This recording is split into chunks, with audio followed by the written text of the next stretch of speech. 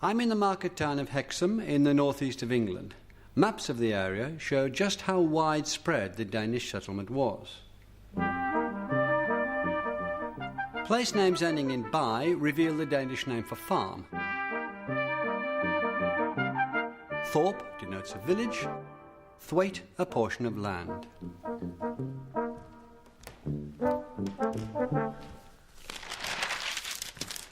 The births, marriages and deaths pages of the local paper feature lots of names ending in son.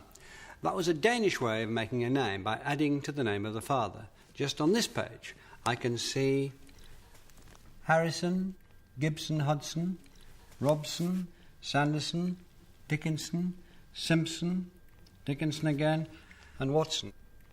In the school where I was, just across the country, there was a Pattinson, a Johnson, a Rawlinson and another Dixon. Outside in the street, you can see the same thing on shop signs everywhere.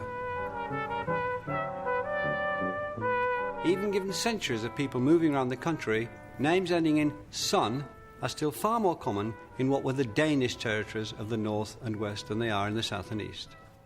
Above all, you can hear the echoes of the Danes' Old Norse language in the way people speak.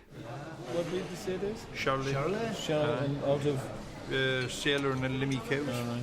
It's a little field on its own. As Willie says, there's a beck down by the side of it. Runs down through a little wood. And it's such a lovely setting down by the, down by in Ardgarth, isn't it? It's like a little isolation field. It's only a couple of acres, the whole field. It'd be interesting to see a few sheep sold with lambs. That's what it means sort of... Are they allowed to be sold tonight? Some Old Norse words stayed in the local dialects of the north. Words like beck for stream and garth for paddock. As a boy in Wigton, I remember hearing and using dialect words like slattery for shower, slape for slippery, yet for gate, laup for leap, yek for oak and yam for home, as in Arsgang and yam. Pure Norse, heard in Wigton every night of the week, and there were many others. But the influence of Old Norse wasn't just local. All around the country over time, hundreds of Norse words entered the mainstream of English, and we still use them every day. The SK sound is a characteristic of Old Norse, and English borrowed words like score and sky and skive, as well as perhaps 1,000 others, including anger, bull, freckle, knife, neck, root, scowl and window.